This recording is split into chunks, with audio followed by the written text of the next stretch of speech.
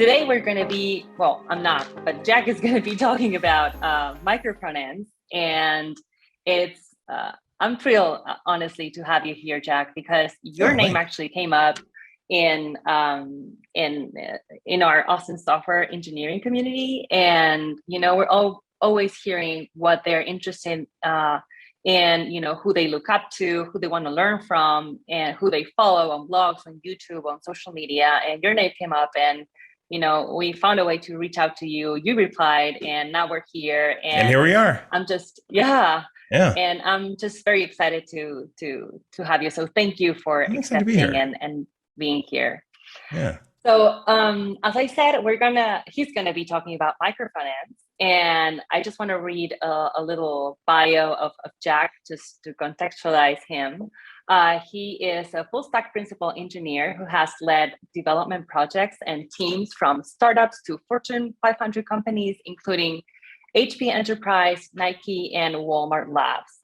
Jack is a prolific YouTuber whose Blue Collar Coder channel has almost 5,000 subscribers. Oh no, 50,000. 50,000. 52,000 yeah. as of today. Yeah. Oh, sorry, yeah, my bad. I read. No. I'm reading it, and I read it, the wrong way. It's okay. I'm not good with numbers. I'm from marketing. I try to, avoid math and numbers. No, I'm kidding. Well, Jack is also the author of 8 books on software development, including most recently Practical Module Federation and No BSTS. So what an introduction and what a bio. Thank you, Jack, for being here. Thanks. Yeah, glad to be here. And I can't wait to get into this and answer some questions and get you all schooled up on Module Federation and Micro-Frontends and give you guys some good skills when it comes to going into the workforce, right? That's really why I'm here, is to give you a competitive advantage going into particularly like the big enterprise space. That's awesome. Okay, so I'm going to make it quick, I promise, because I know you don't want to hear me talking, but I really want to give you guys an introduction about Austin Software, about what we do, and why are we hosting this tech talk. So I'm going to share my screen real quick, and we'll share here. Are you seeing my screen? Can you confirm, Jack? Absolutely. Looks great. Perfect. So Austin Software. Austin Software it's a startup. It's a US startup that was founded a couple of years ago in Austin, Texas. And basically what we do is we connect senior developers, tech talent, qualified tech talent in Latin America to opportunities in the United States. And there it says incredible. And by incredible, we mean that some of our clients are unicorns, US unicorns, or develop products that are really reshaping the future. I mean, they're really developing very cool stuff. So our ultimate goal is to generate this perfect match between an engineer and a partner or a client and establish a long-term work relationship. We don't want our engineers to go from project to project, like hopping like 6 months, going to a project and then another one, another 6 months, catching fires, not the opposite. What's the word in English? Maybe you can help me, Jack. Like building foundations, like building quality software, building great products. Exactly. Yeah. Thank you. Yeah. And the way we do this, how do you, establish a long-term work relationship with a client?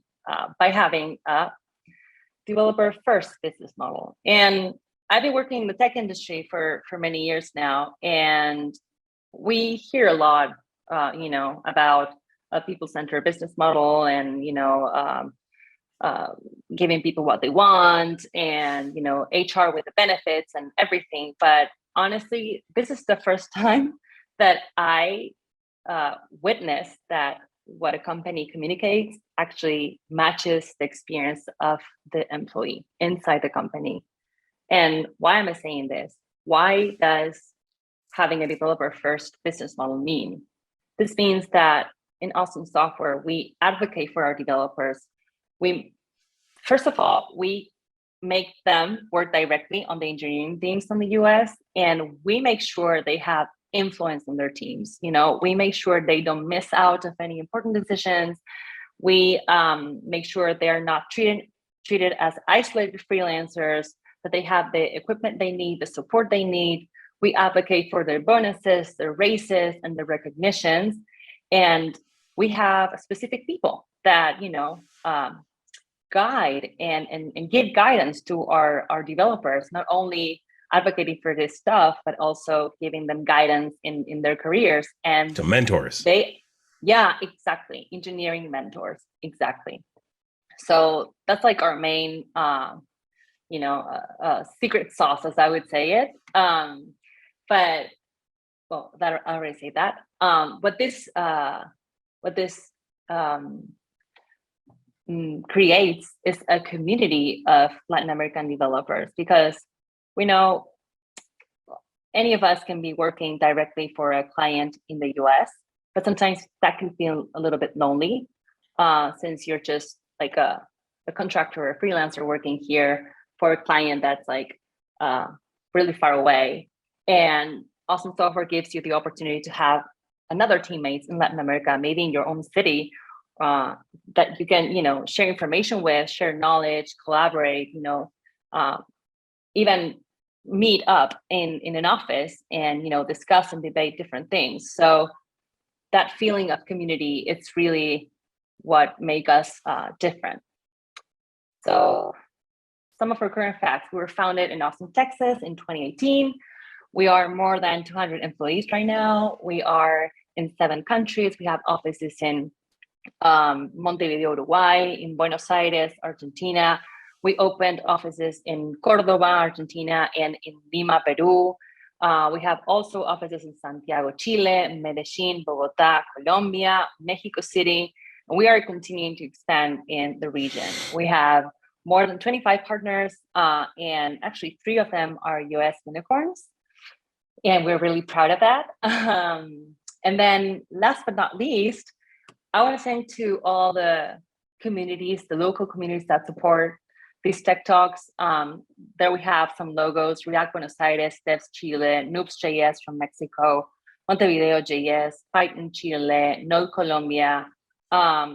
It's really amazing the support we get from these communities. And if any one of you in the audience are part of the community and want to reach out to us to, support these tech talks or spread the word in your community, or maybe, I don't know, do something with us, a sponsorship, a meetup, collaborations. Exactly, collaborations. Just reach out to us, reach out to me. I'm on Slack, Discord, I'm in every community. And we'll make something happen. So that was it. I tried to make it really quick. Oh, you did great. And thank you. Yeah. And then, okay, I'll turn it over to you, Jack. If anyone in the audience have questions, just drop it in the chat or in the Q&A panel. I'll be reading them.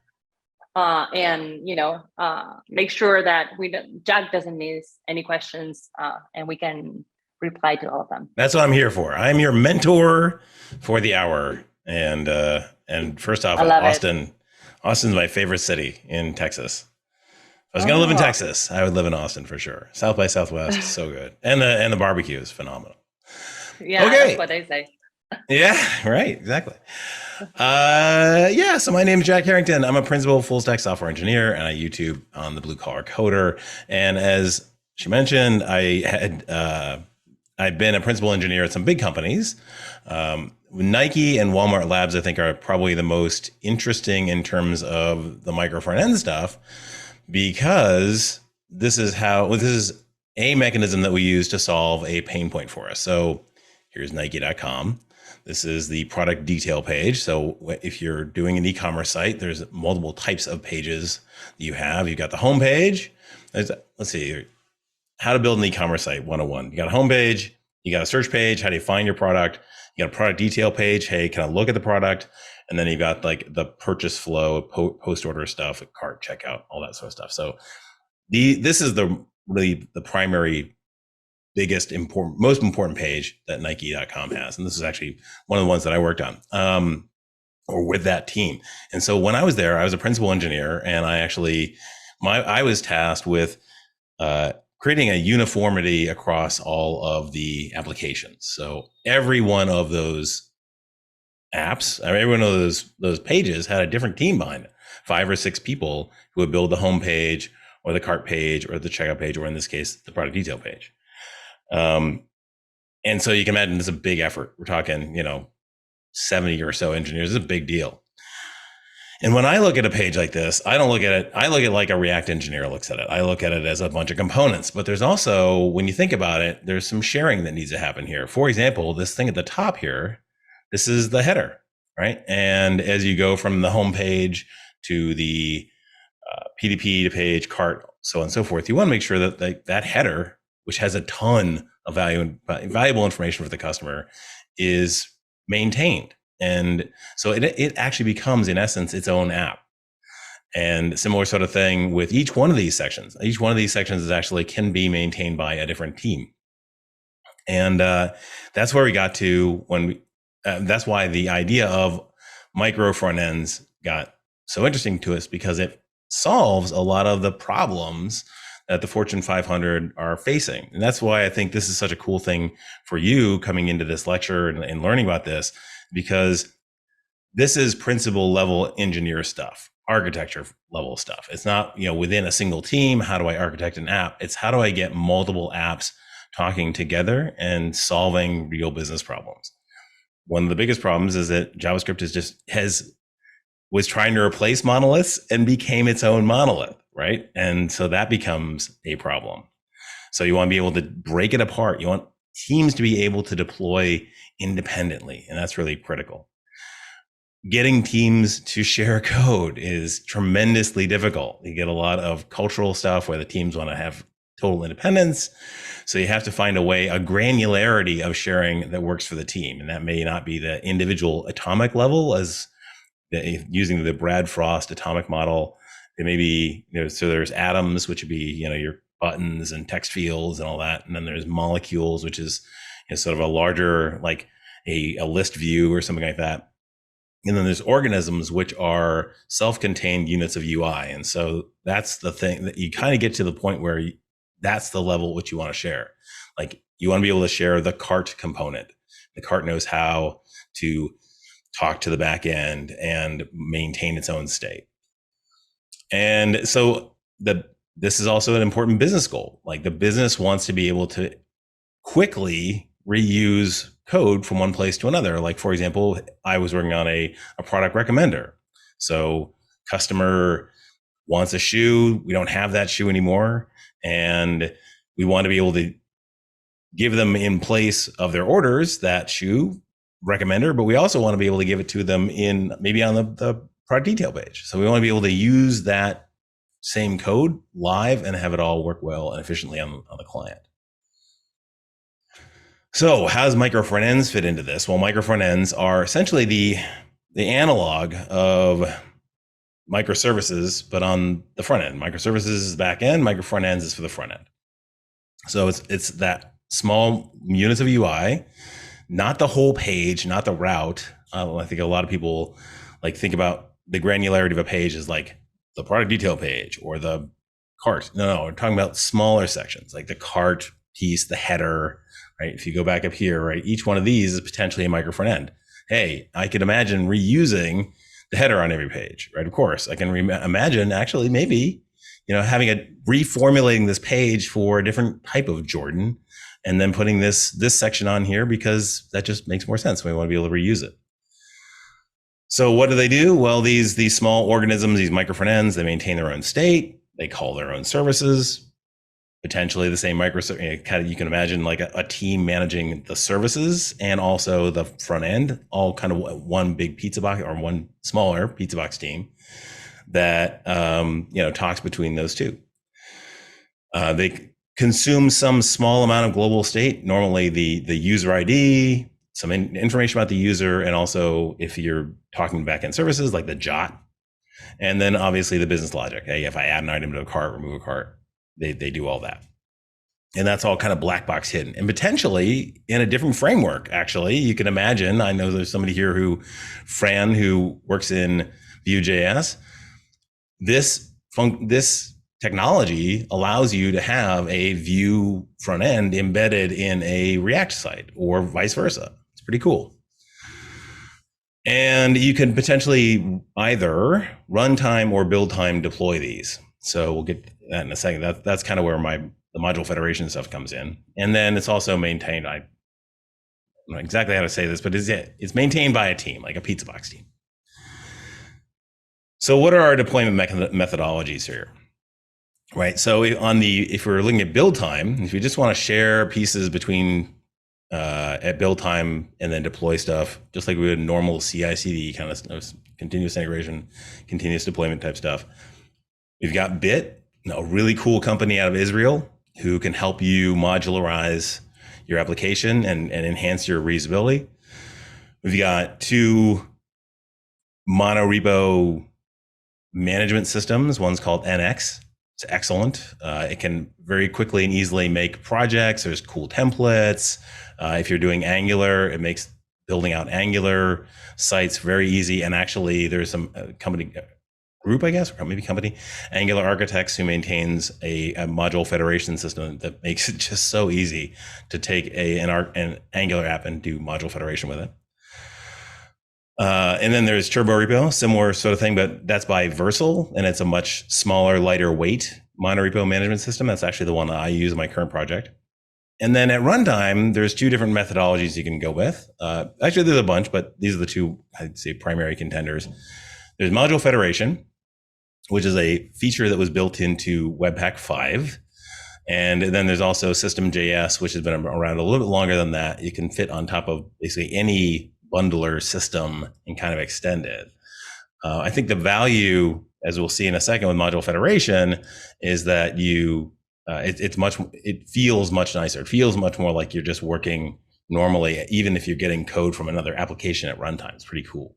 And I'll show that to you. We'll demo it pretty soon here. So the reason I got into module federation was because Nike was running into these issues where we were looking at building out Micro-Frontends, and just at the same time, Zach Jackson over at Lululemon was running into the same issues, and he had done some work on Webpack to add on this functionality that allowed you to go and import data from another bundle inside of another application, which is super cool. And so we collaborated together on a book, Practical Module Federation. So let's talk about like how module federation differs. So we've got like the header, and we want to, and it's currently in the home app as an example. Like the folks who wrote the home app were the first to actually go and build the React system. And so they went off and built their own header. And now the folks over here on PDP, they want to be able to use that header. So how are they going to do that? Well, the easiest and most practical, or I would say the most common way to do this would be for that home team to extract the header into its own NPM module and then package that up either in an internal NPM thing. There's Artifactory. There's a couple other vendors that can do this sort of stuff for you. Private GitHub. And then there's also bit.dev. They can also do this for you. And then the PDP team would then consume that library. Really 100% mission critical, reliable system for sure. Absolutely. The only problem is that if I'm on the home team now and I want to go and just make a little tweak to the header, I just want to go change this one text field, blah, blah, blah, blah, blah. Now I got to move to a different project, and I got to go, maybe it's a different, like maybe nobody's touched it in a while, so it's rotted a little bit or whatever. It's kind of a hassle, right? It's a big switch, a contextual switch between moving between working on home and then working on header and then working back and then moving back. So there's a problem there. And I mean, I make it sound light and easy, but this is a serious issue. Like if if you're jumping context all the time, like you look at a Jira, you're like, oh my God, that's in header. It's terrible. I don't even know what the header is. It's a problem. And then there's runtime sharing. So the way that we first did that, one of the things that you do when you get into these build out these big systems is you run into this header problem. It's a very, very practical problem. And the way that we solved it at Nike was we had an entirely different team build out a header. Literally, they wrote it in vanilla JS and they had their own package and they deployed it to S3. And then they had a little NPM library that would, at runtime, just go and grab that code from S3, pull it into the app, and run it. And React knew nothing about it. To talk to it, you'd have to use special functions or stuff that was registered on window. It was like this whole weird thing. But the upside was that if you deployed the header, then everybody would get the change simultaneously, which is really cool. You don't get that over here. If you're going to update this system, then if you're going to update the header, then you need to redeploy home and you need to redeploy PDP. And that's a huge pain. Whereas in this case, this header, they update that and boom, home and PDP get it immediately. Super cool. But again, you got to like, as an engineer, if I go back over here and I'm like, oh man, I'm going to go into the header. Ooh, what a drag. Because now it's like this. Now you're not even in React anymore. Now you're in vanilla JS and it's, oh, what a pain. So in comes this module federation thing, and it presents a much easier system for doing the sharing. All I got to do is I got to register that header is a remote object inside of home, and PDP can just reference it. Don't believe me? Let's try it out. Okay, so let's see. I'm over here in Warp, my new favorite terminal, and I'm going to create a directory called MFE Austin, and then I'm going to bring that up in VS Code. Warp is really cool. It's got like AI command line hinting. If you like GitHub Copilot, you're going to love Warp because it just makes it so easy to do this kind of stuff. So, okay, so I'm going to go into my MFE Austin, and then I'm going to use an npx create MF app. So this is a little helper application that I built that makes it really easy to build a bunch of different things. So in this case, I'm going to build the home page. And I'm going to pick this is an application and put it on 8080. And you actually get to choose between all of these cool frameworks, right? We could choose Vue 2, Vue 3. For this one, we'll just use React, but you can pretty much compatible with almost every framework. There are a few little oddballs out there. Angular is not on the list, but that's only because Angular is just kind of a hassle to set up, and the architecture guys did such a good job with it. I can't imagine doing a better job. So let's do the same thing. We'll build another one called PDP, and you can kind of see those show up in this directory over here. Again, React to make it just easy on ourselves, and then Tailwind. And then I'll just go into, let's see, home in this one, and I will yarn that. And I will go, let me just split the page here. Let me know if the fonts get too small. You can't see anything. Hi, everyone. Okay, and we'll go back over here to PDP, do yarn. And then when I run this, yarn dev, oops, yarn start. I forgot, I changed yarn start. There we go. And I'll do the same thing over here, yarn start.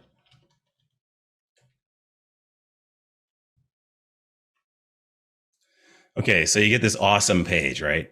Home, React, JavaScript. Basically tells you what you asked for. And the reason that I built this is because it just, if you do it in Create React App, you can do all this in Create React App, but it's just so much heavier, right? Getting something started can be a real pain, and it's got ES linting and all this sort of stuff built in. I just want to get to the point where it's like, okay, I just want to POC a couple of things together and get it all working with Module Federation. So let's try that. So let's go over here and let's go into our home app, and we'll go into the source directory and create a new file called header.jsx, and I'll import React from React. And I'll export a default function, got like, header. And I use Tailwind, so I think I've got some cool like stuff on here. I can make it, give it a little padding, make it really big, make it bold, and make the background blue or something. Background here, just be boring. Background gray 400. Okay, so now we'll bring it over here into our app, and we're just bringing it header from the header. and then I'll drop it in as a header.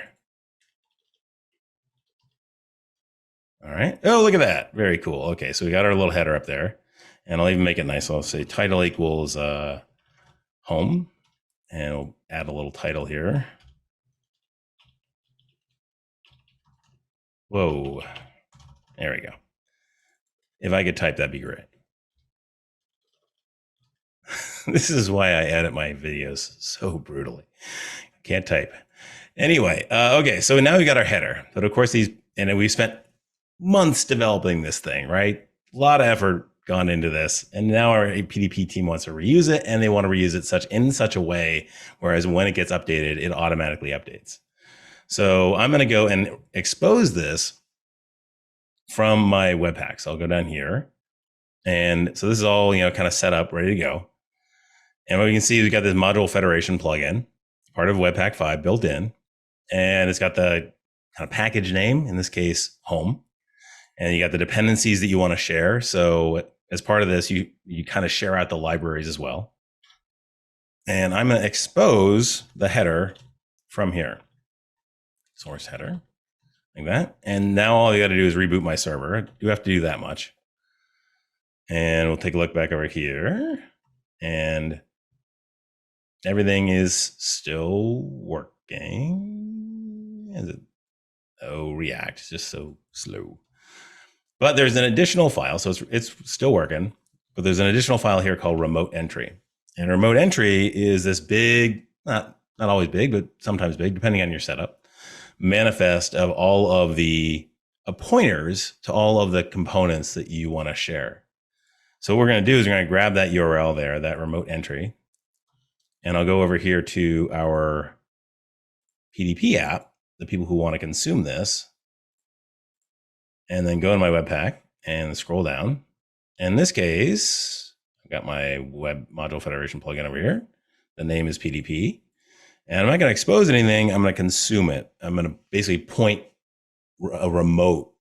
I'm going to say that I've got a package out there called home, and the name is home because that's what we put in the Webpack config over here. That matches that, but I can name it anything locally if I wanted to. And I'm going to paste in that remote entry. Now in production, you can change out this URL, not a problem. Because obviously you're not going to have localhost running your production code. So I will do, hit save there, and then I'll go and I'll reboot that server. But while I'm waiting for that to spin up, I'm going to go over here to the source into app.jsx, and I'm going to import that header. So I'm going to import header from the home header. And then I'll go down here and I'll use header, and I'll say this time its title is product detail. Hit save. There you go. Oh, hot diggity. Already done. How cool is that? That is craziness. If I go back over here, so both of these are showing the same site. That's awesome. But the runtime nature of this, right? Imagine for a second that we actually deploy. I'm not running this on localhost anymore. This is all deployed, right? So we're not getting this cool like dev mode thing that's happening here. So home PDP is not going to redeploy, but home is going to redeploy, and it's going to redeploy this, and it's going to say, okay, instead of gray, I want blue. Product manager is like, we're going to go blue now. So I go back, I go right to blue and home, and now that's blue. Very cool. And if I go to product detail page, boom, that's blue too. So that's the beauty of that runtime dependency, is that you get that connection for free and really fast. So let me just make sure that we've got good.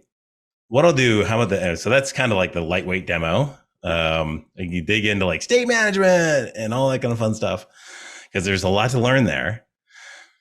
But let me just kind of continue on and cover a few more slides, and then we'll see from the questions if you want to go back into code or whatnot. Okay, so what are some pros here? Obviously, right? We enable like small teams of developers by having these reusable pieces of code. Yeah, you can pull stuff off the shelf. It's really cool.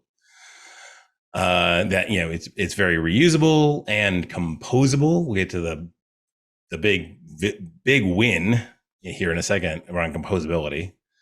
One thing that we didn't do here is and it's totally possible, is that Webpack and Module Federation doesn't care if you're doing React or you're doing Vue or Angular, whatever. It's code. As long as it's JS, it can share it, and that's awesome.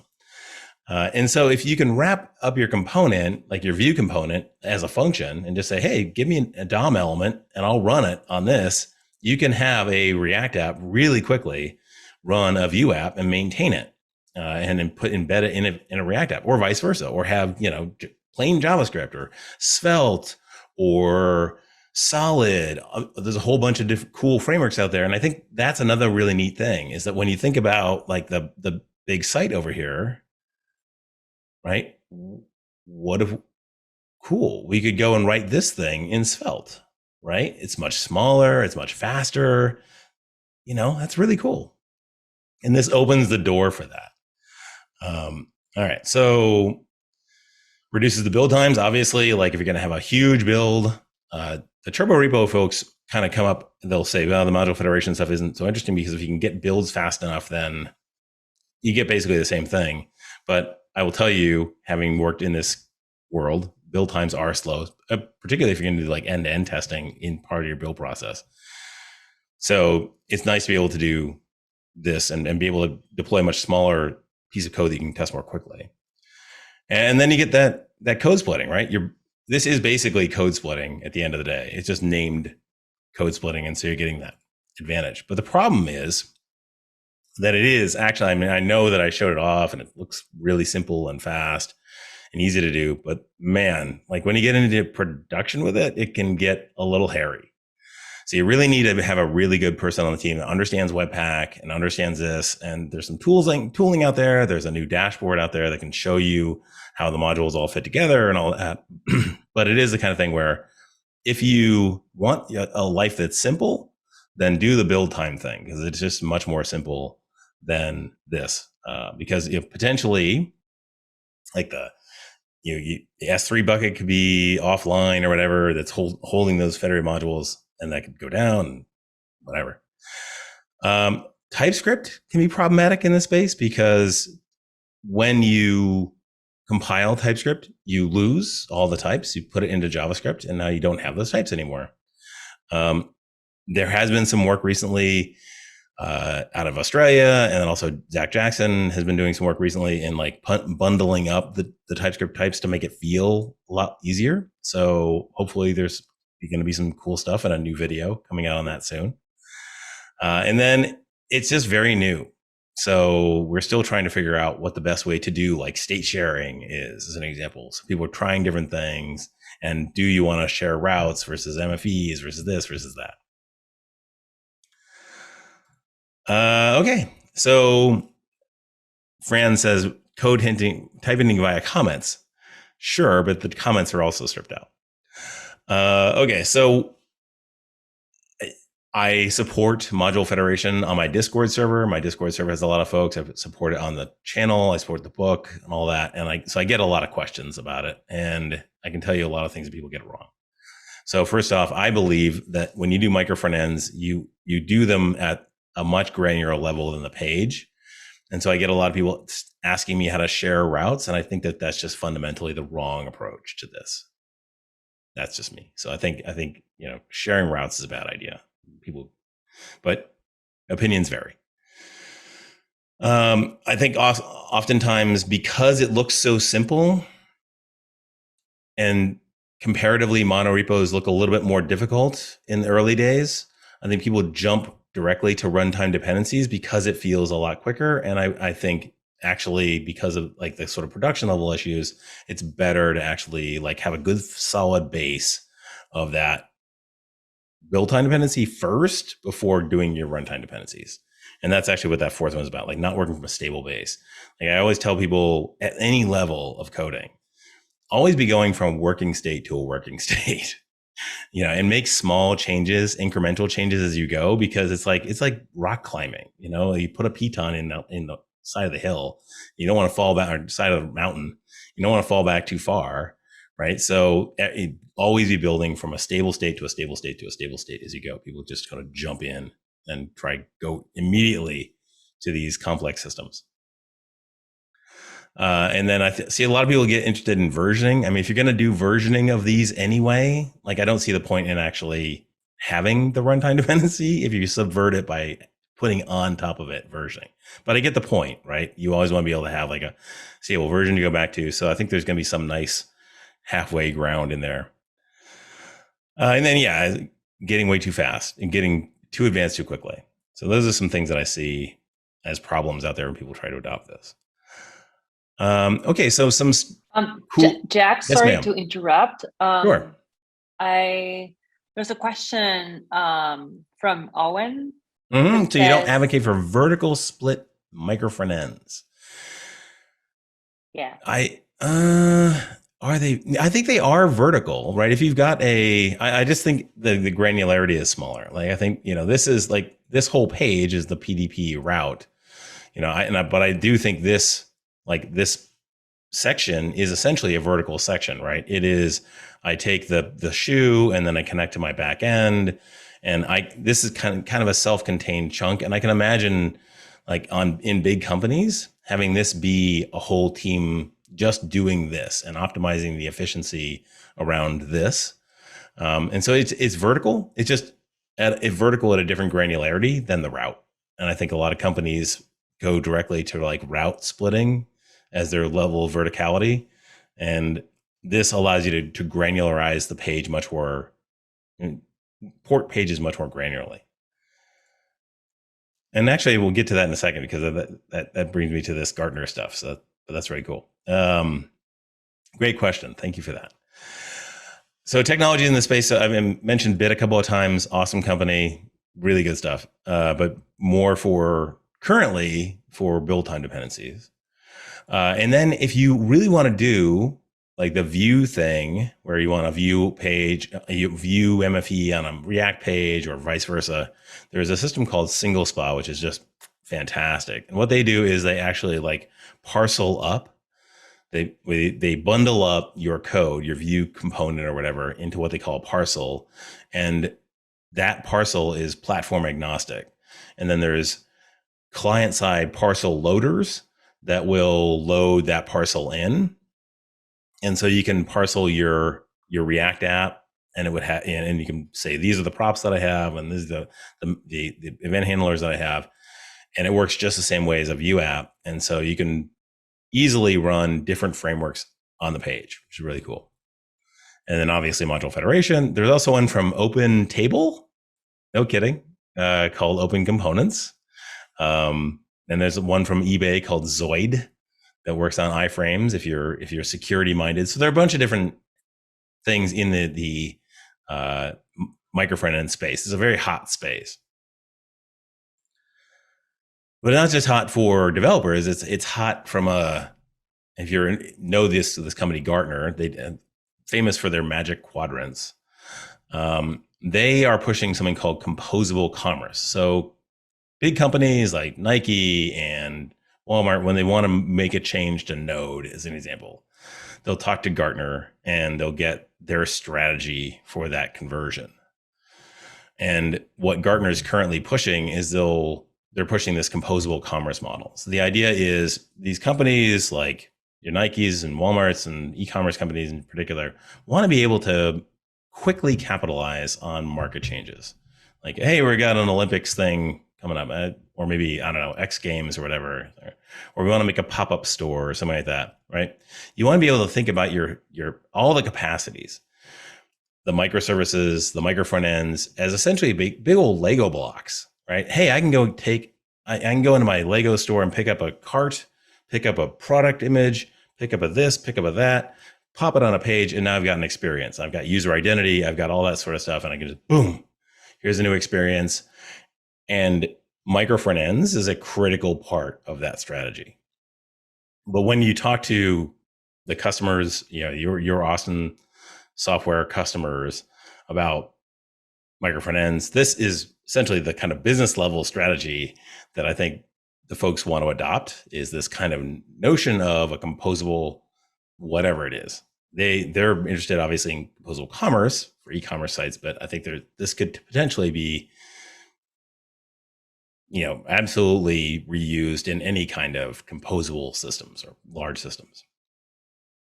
Anyway, so there you go. That's kind of the high level, and let's do some Q&A. Let's talk about like anything. Like a lot of folks, they look at this stuff and it just questions. Oh my God, what did you just do? Like this is either insane or you're insane, or this is nuts, or not. Maybe it's super cool. It does seem like there's mind blowns here. Wow, I'm amazed. Claps, cool, awesome. Okay, thanks for reading the book on Micro-Frontend. Luca. Okay, Luca is another Micro-Frontend. He's actually like his whole thing is Micro-Frontends. I'm more just kind of general front end or full stack. I have kind of like a minor in Micro-Frontends. Luca has the major in front ends, Micro-Frontends.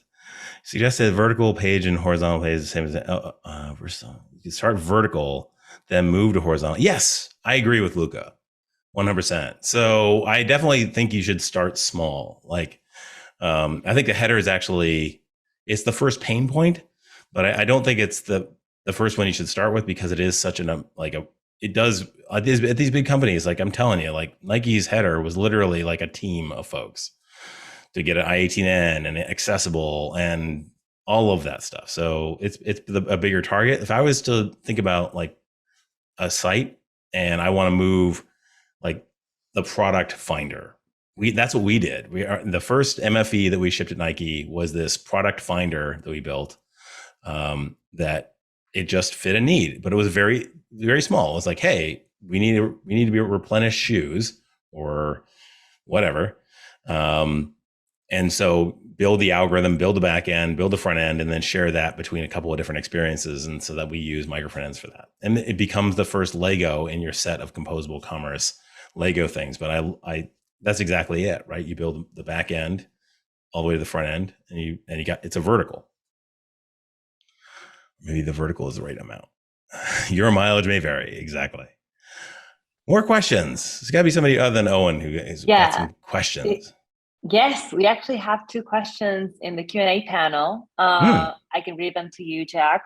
Sure. The first question is how we can share the state between apps. If I have a counter button 1, app 1, maybe I'm reading this wrong, add numbers and button 2, app 2, subtract numbers, how the state is updated.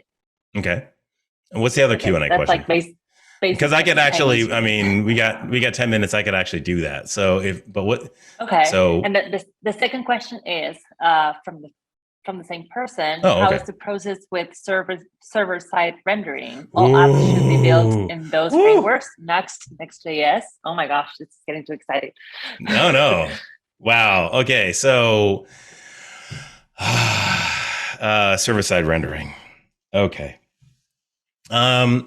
Yeah, right. Grimace. Owen's great. I will tell you, coming out of Nike, server-side rendering is, we wanted to get away from it. We wanted to do static rendering, or we wanted to go and use vendors. There are actual vendors out there who will sit between you and Google and actually intercept those requests, and then they'll render your CSR client-side render pages as SSR for Google, send it back. Google is totally cool with this, by the way. And then you can like build CSR apps that do really great stuff. And you don't have to worry about SSR anymore, because SSR outside of Micro-Frontends, it's a pain. But yeah, it's problematic in the sense of if module federation is hard mode, like SSR with module federation is like insane mode, in terms of complexity and difficulty. So yeah, I know. I will say, Zach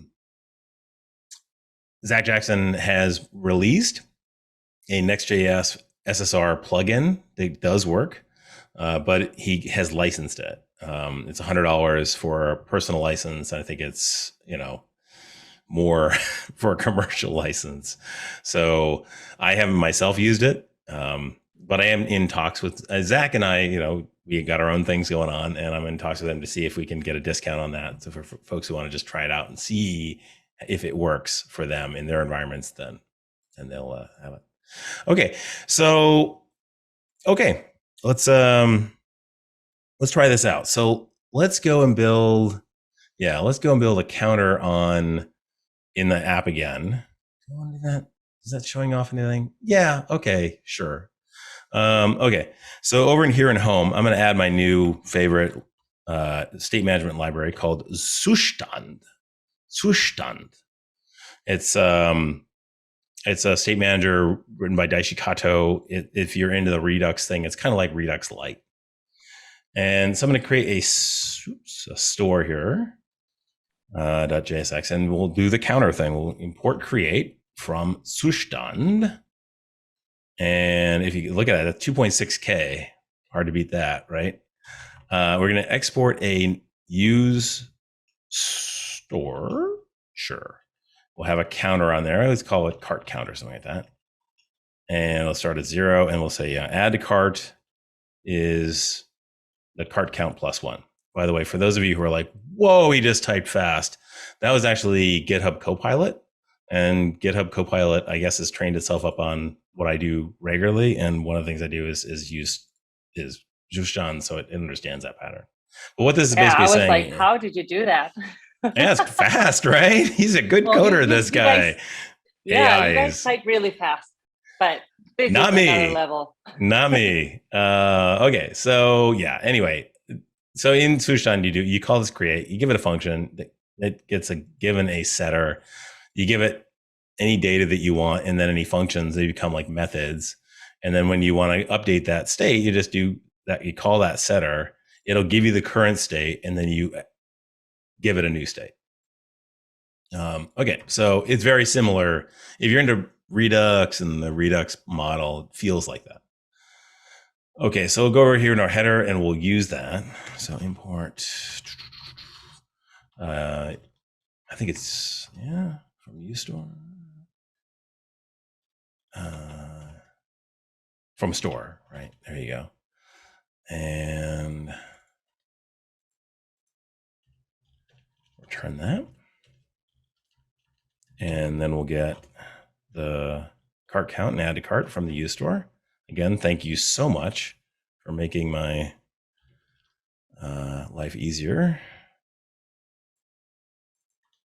GitHub Copilot. And let's see, so cart count, and then we'll do a button, add to cart. And we'll give it an on-click of add to cart. And because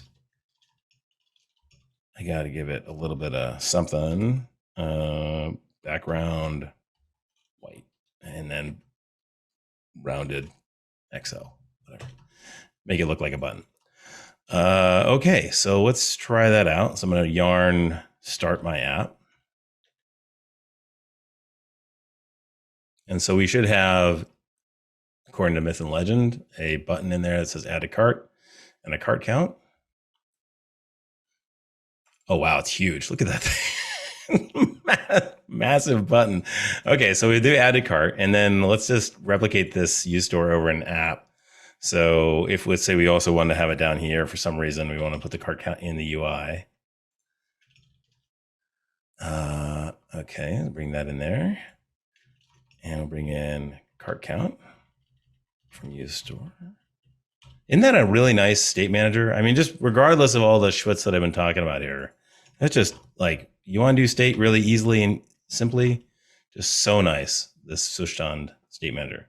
Okay, so I hit refresh. Now I got also countdown here. And if I hit this, then those two work. So within app, right, everything is cool.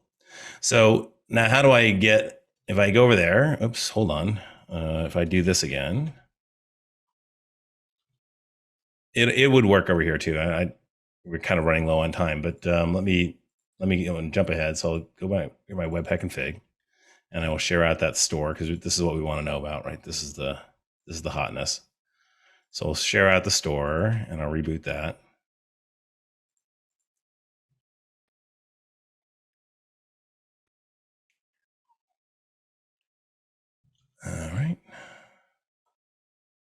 Okay, cool. So that's home and that's PDP. Very cool.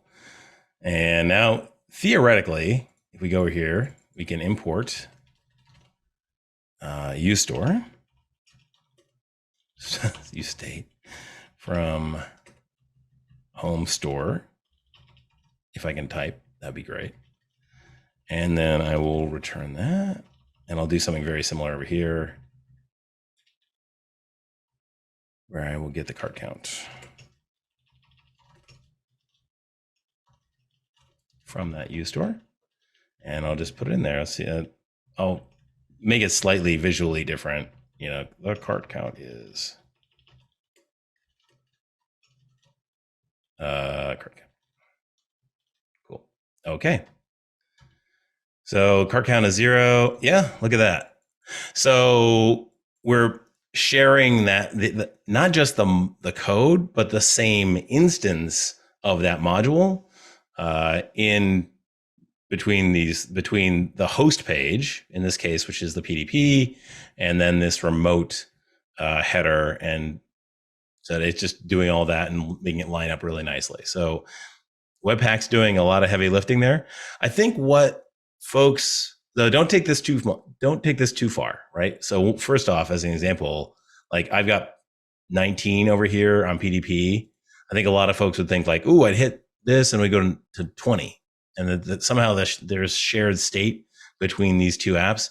There's absolutely not. Like if you want to do that sort of thing, then you got to have microservices or it's just, you're back on your own with that. You can talk to Firebase or Supabase or all of that and get those things talking. Right? There's all kinds of standard mechanisms, but Webpack's not going to do any of that for you. All you're doing is you're just sharing code. You're not sharing state. So that can be a little bit confusing in that on the same page, yes, you're sharing the state between the host and the remotes and all that, but you're not actually sharing state between you and your another tab running the exact same, page or whatever, unless you actually go and do the legwork of moving the state around for yourself. Dark pattern. Cool. We have a few more questions in Awesome. the Q&A panel. I don't know if you can actually I'll see what we can do in a couple minutes. Actually, I can't. Yeah. Do you have access? No, you don't. I don't think. Nope, I don't. Okay. I have a button called Q&A. Oh wait. Oh, I do. Sorry. Okay. Yeah. Is using Webpack 4 with Module Federation known is using a sidecar. Yes. I'll take credit for having named it. I may have to mix Webpack 5 using Webpack 4. Is it possible? You can expose code out of a Webpack 4 app by basically creating a Webpack 5 bundler and kind of pointing at the code and grabbing it and pulling it out. But you're not going to get a lot of the kind of synchronization stuff as you would with having Webpack 5 talking to Webpack 5. You got some issues there. And then, but I have had success loading a Webpack 5 shared module into a Webpack 4 page. Okay, some suggestion to coordinate between the teams to avoid duplicating components. I mean, which are the conditions to define who is the host and who is the consumer team? The host team is whoever wants to grab the code. I know it's a little weird, like the terminology is a little weird. The host is the host page, and then the provider is the remote team. And so I think the remote team is just whoever it's their primary job to own that code. It's part of the business. You could be the first person on the block to build a header, and therefore it's your job to maintain the header, or like the product, the team that I was working with that built out that product recommender turned out to be the order history team, because they were the first ones that had a need. And so they built the code and then they essentially just shared it externally. Sorry, remote using, Web app 4. If there's some alternative for Vite. Yeah. So yeah, I've heard some things about Vite, but no, there's nothing official with Vite yet. There is a React Native implementation of Module Federation. It's not Webpack. It's using the Webpack, a a bundler specific to React Native. But yeah, there's some companies out there doing React Native work who really wanted this. Obviously, as you can imagine, being able to update code on a mobile device without having to go through the app store and all that sort of stuff is very compelling. I have one question. Will be the first step to migrate to Micro-Frontends? That sounds like a perfect question to end on if we're at time. My first step would be to go and grab a piece of the UI that the business believes is a piece of UI that they want to share between two or more applications that is fairly simplistic and self-contained. It's on its own. There's a certain set of inputs, certain set of outputs. It maintains its own state, calls its own microservices, and then you can extract that and start building it out as either a micro front end or using module federation or using web components or an ESM module or system.js. There's a whole bunch of options, but really, if you got Webpack lying around anyway, man, I mean, it's just, if you got Webpack 5, it's just so easy to do since all that functionality is built in for free. Some suggest, yeah. Cool. Antonella, are we? Yeah. Yeah. I think there's a question from Manuel. Did we answer that? I think, some suggestion to coordinate between teams to avoid duplicating components. There is a dashboard where you can put up a list of the components that you've exposed, and then who defines the host and consumer team. As I mentioned, the team that first builds it is going to be your remote team. They're going to expose the module, and then they'll talk to the consumers to make sure that they use it the right way. That's actually another gotcha that I forgot to mention was like there's a runtime element here where it's so easy to expose something that a maintenance engineer might come in and change an exposed module, change the API of an exposed module during a refactoring and blow up the clients. And so, yeah, defensively programming is going to be critical. All right. Amazing. Cool. We had a lot of questions, and actually it was very interesting, and I love it when it is interactive, because it's me too. here to talk to a screen, and it is. Yeah, but it's also a great opportunity because otherwise we cannot be doing this in person. So, hi. I mean, I'd love to come to Austin, but Oh, me too. I'm talking to my boss about that, but there you go. Like step by step, baby steps. All right, you guys, just to finalize this webinar, I'm dropping on the chat a link to a feedback survey. Feedback is good. It helps us improve, and actually it helps us, give the community the content that you guys want to hear. Having Jack here is one of our great achievement for us, and so it will be good if you can answer that. It's completely anonymous. I've seen Jack, that is, you share your YouTube channel. Yeah, let me put in a little plug for that. If you haven't subscribed already, please like and subscribe. No, sure. I'm just going to share to everybody because I think you shared only to host and panelists. My bad. Yeah. Okay. I'll just copy. No. I'll do it. There you go. Everyone. Okay. Yeah. There you go. Thank you. Yeah. I actually went over your YouTube channel. It's great. Yeah. Great content there. Yeah, I know. Like I've seen content. So anyways, thank you, Jack, for your time. Thank you, everybody, for joining. This has been very, very interesting. This Tech Talk is going to be uploaded to our Awesome Software YouTube channel. So if you want to share it with friends or want to see it again, you'll have the opportunity to do it. Thank you, Jack, once again. We'll stay in touch and have a great week ahead, everyone. Yeah, you too. Yeah. Thank you. Right. Bye. Bye.